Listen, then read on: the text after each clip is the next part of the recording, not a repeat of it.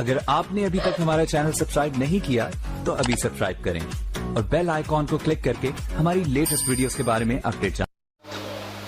अल्लाह के रसूल अलैहिस्सलाम ने फरमाया, जहन्नम में एक वादी है, उसकी गर्मी इतनी है कि उससे दिन में 5 मरतबा जहन्नम भी पनाह मांगता है।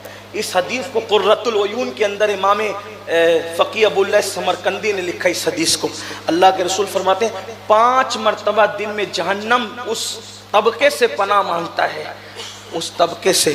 तो पूछा साहबा ने, उसमें कौन रखा जाएगा? फरमाया, उसमें 2 लोग रखे जाएंगे। नंबर 1 हराम माल खाने वाला, सूद खाने वाला, और नंबर 2 नमाज में सुस्ती करने वाला। जिससे जहन्नम भी 5 बार पनाह मांगे, वो तबके के अंदर 2 लोग रखे जाएंगे। हराम, आज देखो रातों रात करोड़पति बनने के चक्कर में, दौलत की लालच के चक्कर में कैसे सूद के धंधे हो रहे हैं, और वो भी लोग छुप छुपा के करते हैं।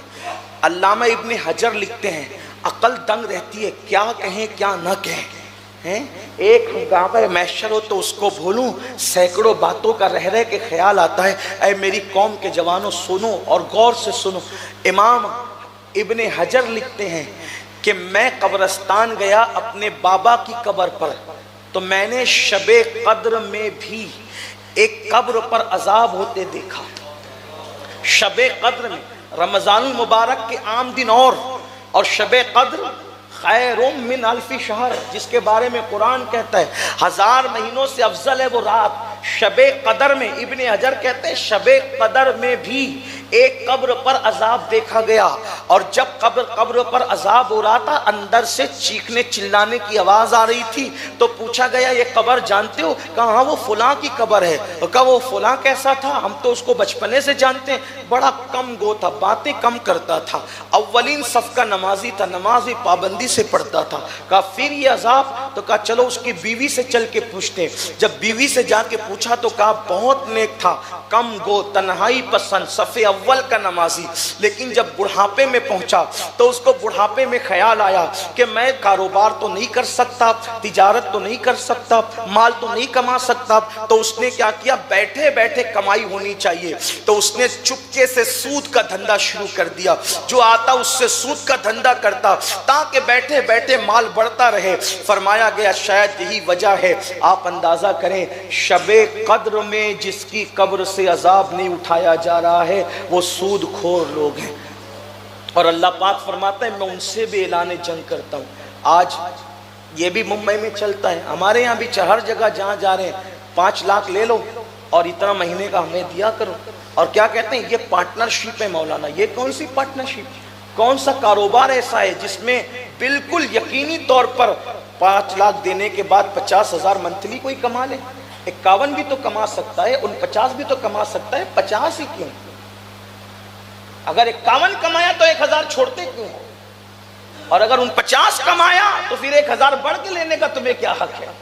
और फिर पूछो उलमा से, पार्टनरशिप इसका तो नाम नहीं कि सिर्फ आप मुनाफा ही मलाई खाते रहो। पार्टनरशिप तो इसका नाम है कि जितना मुनाफा में शरीक हो उतने नुकसान में भी शरीक हो। आखिर वो कौन सी तिजारत है जिसमें सिर्फ मुनाफा हो? कोई तिजारत नहीं। चाहे मक्के की मंडी में करो, चाहे बगदाद की मंडी में करो, चाहे शाम की मंडी में करो, अगर आप तिजारत का माल लेकर बैठे हैं तो तिजारत कहते ही उसको है जिसमें नफा भी और नुकसान भी हो।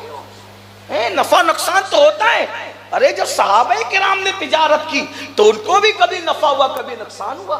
औलिया ने तिजारत की, उनको भी कभी नफा हुआ, कभी नुकसान हुआ। ये मुंबई के सेठ लोगों का कैसा कारोबार है कि इसमें कोई नुकसान का शायबा ही नहीं, कोई अंदेशा ही नहीं। हाँ, हर तिजारत में नुकसान है सिवाय एक तिजारत।